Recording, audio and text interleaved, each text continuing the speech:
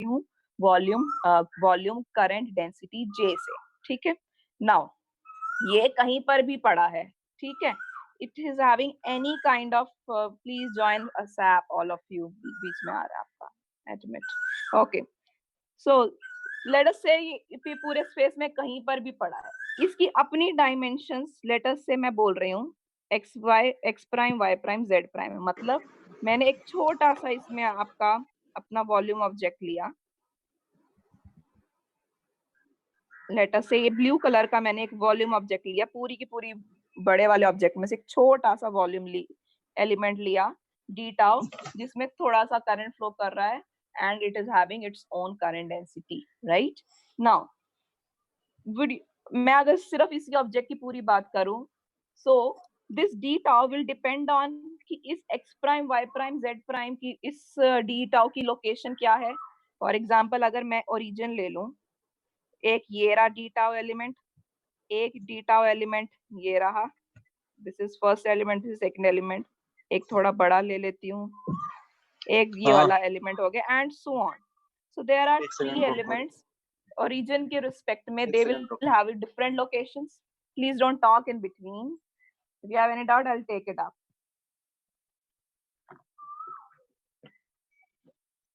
Okay. So इसका कुछ अपना x prime y prime z prime होगा, 1 का 2 का अपना कुछ लोकेशन होगा, 3 का अपना कुछ लोकेशन होगा, पूरे के पूरे ऑब्जेक्ट का अपना लोकेशन होगा। तो इस पूरे के पूरे ऑब्जेक्ट में बहुत सारे, there are lots of small, very small elements, d tau 1, d tau 2, d tau 3, d tau 4 and so on. इन सब का these all are unique to the object or the body itself, मतलब ये सारे जो locations हैं ये सिर्फ उस body के अंदर की locations हैं, उसी के अंदर की unique locations हैं, but they are different with respect to origin, right? Now what next? Let us say origin में मेरे पास एक और point है, green से ले लेते हैं हम उसे, let us say P point, right? It's to, so this is P point. Okay. अब इस P point की क्या खास बात है? Is this P point dependent on this volume object in any way? You tell me. ये P point मैं space में यहाँ पे भी ले सकती थी, इधर भी ले सकती हूँ, इधर भी ले सकती हूँ, इधर इसके पास भी ले सकती हूँ, इधर भी ले सकती हूँ, कहीं पर भी ले सकती हूँ ये P point. Is it dependent on, क्या इसकी location will depend on the location of d tau? I am repeating again, इसकी location is, let us say xyz. Is xyz depend on the location of the element number d tau 1? Yes or no? आपको क्या लगता है?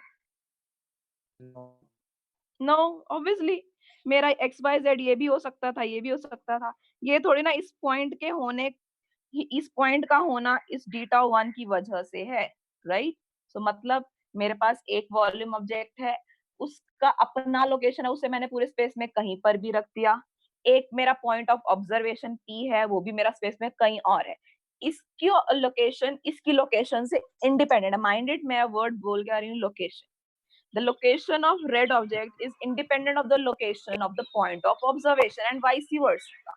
But इस d tau में जो current flow कर रहा है, will it have any effect on point P? Yes or no? यही तो हमें निकालना है, right? I repeat again. Will the element d tau 1, the current flowing in that element, will it have any effect on the point of observation P?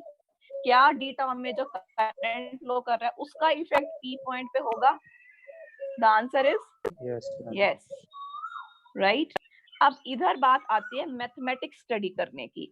मेरा P point है, P point को मैं, P point and del point all are related with point of observation x Y z, क्योंकि d del point होता क्या है, del over del x i cap plus del over del y j cap plus del over del z k cap, right?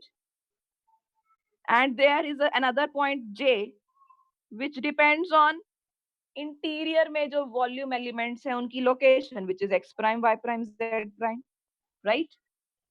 ये independent है J वाला, and ये del वाला factor जो कि स्पेस, जो कि पोजीशन को, जो कि पॉइंट ऑफ ऑब्जर्वेशन को रिप्रेजेंट करता है या उससे रिलेटेड डेरिवेशन को रिप्रेजेंट करता है, वो अपने में इंडिपेंडेंट है क्योंकि वो एक्स वाई जेड की टर्म्स में।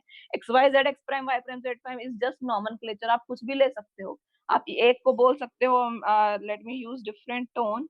आप अगर इसको रिप्रेजेंट कर रहे हो x1 x2 y x1 y1 z1 से, तो आप इस बॉडी को x2 y2 z2 बोल सकते हो, कोई दिक्कत नहीं है, right. x y z x prime y prime z prime is just the nomenclature. आप कोई और नॉमेनक्लेचर दे दो, कोई फर्क नहीं, but the thing is x primes are independent of x, but what is dependent, जो उसके अंदर का करंट फ्लो कर रहा है, it will generate a magnetic field at point P, right, observation P। इसका क्या मतलब है? When I started evaluating del dot B या del cross B, आपके अंदर B में क्या है? B is because of J, right? ये बायट-सेवर्ट लॉ से आता है, right? जब आप del में, पूरा मैं डेरिवेशन नहीं कर रही, जब आप B को J की टर्म्स में लिखते हो और ऐसा कुछ आता है del dot J या something which is where left part is del, right part is J, मतलब del over del x वाला part is acting on the unprimed parts, both are independent, तो इनका differentiation क्या होगा? Zero. Are you getting it? I repeat again. Del part is representing the space or location or point of observation जहां पे magnetic field निकालनी थी। अब magnetic field किस पे डिपेंड करती है? Current flowing in that body.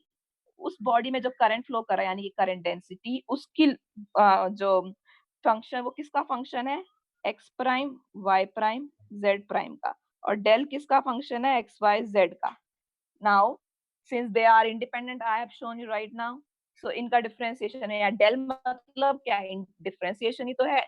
Del x prime over del x is zero. तो इसीलिए जे किसी भी तरह का कॉम्प्लेक्स फंक्शन हो x prime Y prime z का, since x prime Y prime Z prime are independent of x Y z, the del यानी कि differentiation of unprimed coordinates to the primed coordinates will always be zero. ये factor कहीं पर भी आ रहा हो, दो तरह की डेरिवेशन देखी थी, दोनों में ये आंसर जीरो होगा। Are you getting all of you, और you want me to repeat anything else? DJ Gaurav Gulja is in the Say either house. yes or Gaurav, no. shuru ho ja.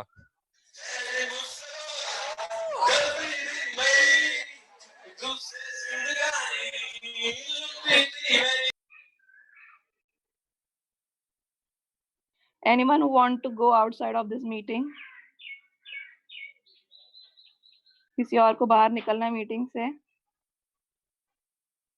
अच्छा हाँ, मैंने एक message पढ़ा था, वीर के नाम से कोई हेलो उल्टा पुल्टा बोल रहा है।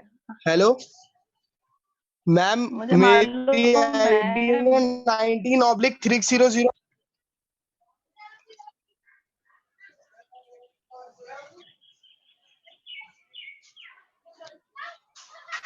मैंने उसे निकाल ही दिया, वो जो भी था। मैम जो फेक वीर था ना, उसकी 63094 थी। मैम मेरे को पता नहीं है वो कौन है, बट वो सत्यम ही है। कि मैं ब्लेम तो नहीं कर सकती किसी पे, मैंने उसे निकाल दिया है। आप खुश? जो भी था वो, since he was disturbing. Okay, I'm not blaming those who are in the meeting. But ये कोई disturbance करेगा तो he'll not be able to stay in the meeting. मैंने निकाला, not going to retake him, whosoever he is.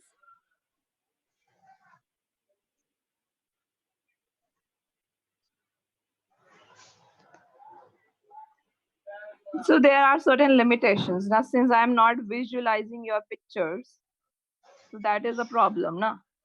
हम video mode से नहीं study कर रहे। Okay, that's good. That's for your own sake, I guess. People are really taking the advantage of this situation. How will you do it?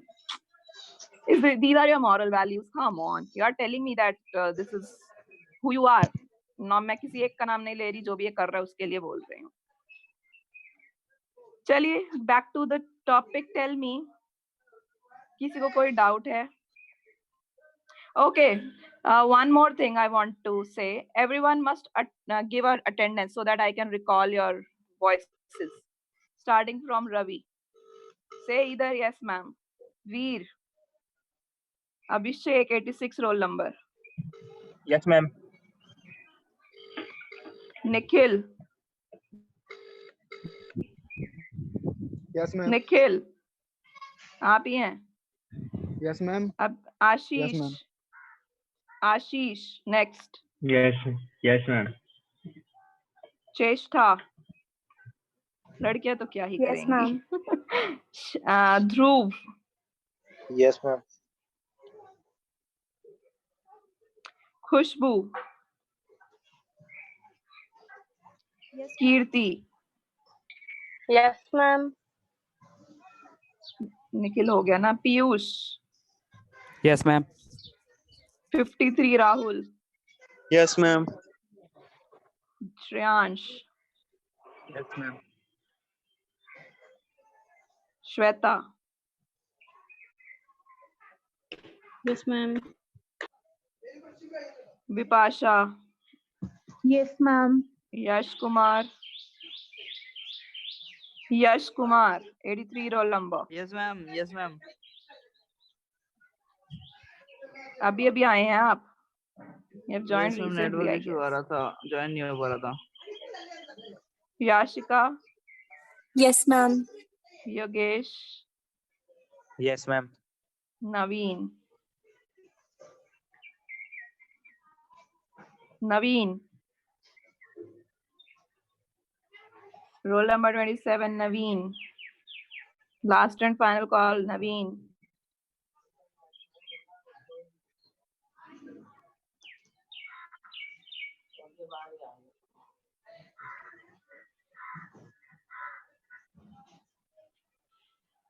चलिए. हाँ जी, किसी को कोई डाउट है इसमें? समझ में आ गया जीरो कैसे है? किसी को कोई डाउट है तो say it right now. Otherwise, I'll start the numericals. Is it okay with all of you again? बोलिए.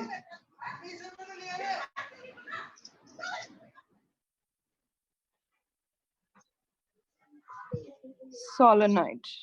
इसमें अच्छा इसमें नहीं है ना किसी को डाउट? इसमें किसी को डाउट है? हेलो पीयूष, मेरी अटेंडेंस लगी है? I am still in the class. तो यस मैम बोला था. हाँ अबे तब आ गई थी. अबे यार ये बंदा फोन नहीं उठा रहा भाई, फोन उठा लेना. वीर.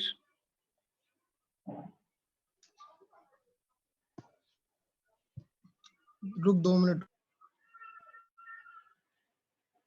हाँ जी, इसमें किसी को कोई डाउट है? हम आगे चलें.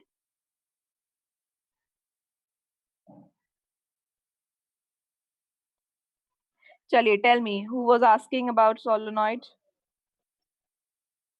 बोलिए.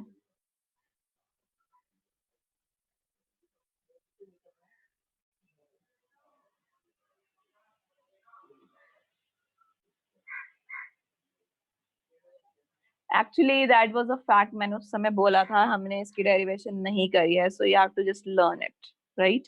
सो इसकी derivation you are not supposed to do. मैंने ये पहले भी बताया था उस दिन. हाँ जी. Maybe I have missed, but मैं लिख देती हूँ आपके लिए. For example this is your solenoid, right?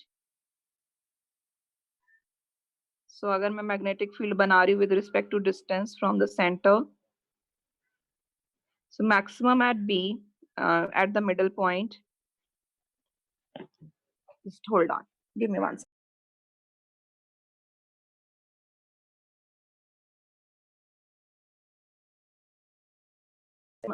The maximum at B, and it is half. If this is B naught, this is B naught upon 2.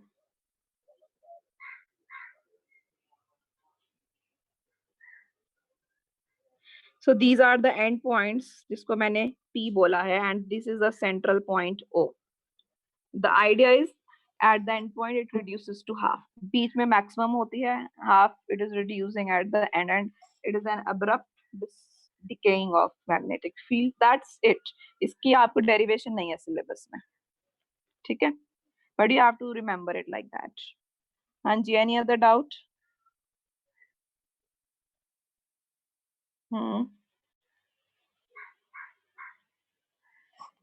Because आपका जो del था, not del, sorry, कहाँ गया pen?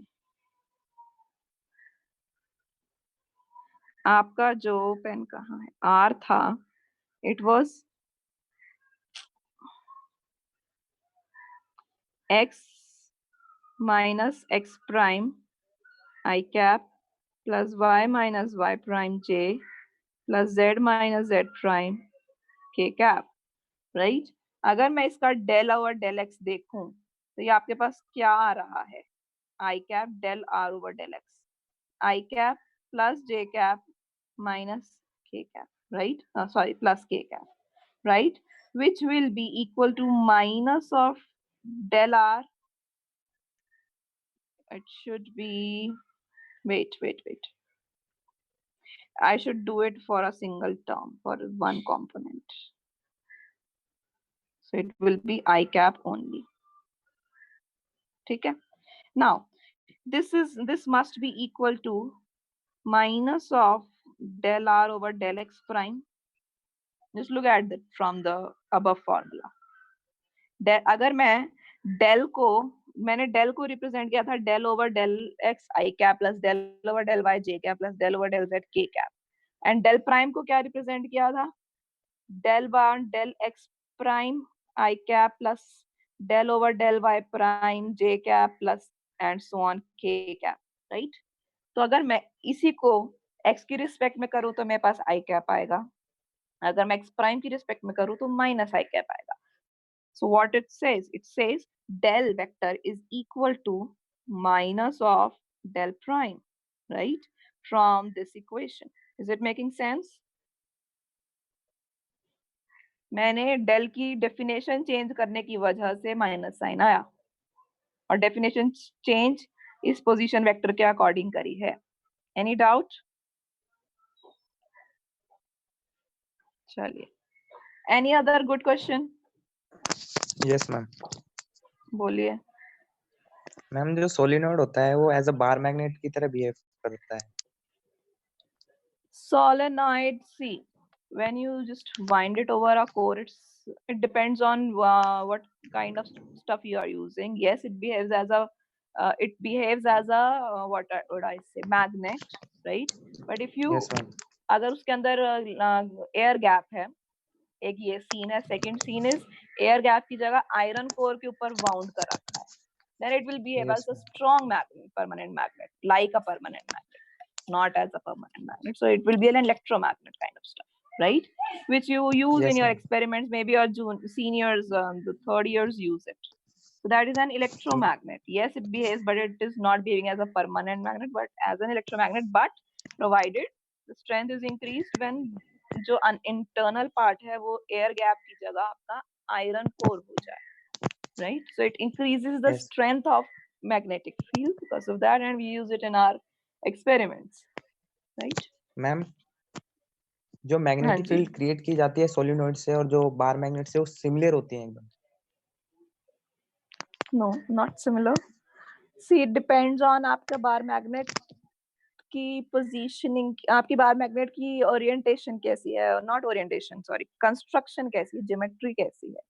I have a small bar magnet जो मैंने अपने speaker में से निकाला था, that will not be having a great magnetic field.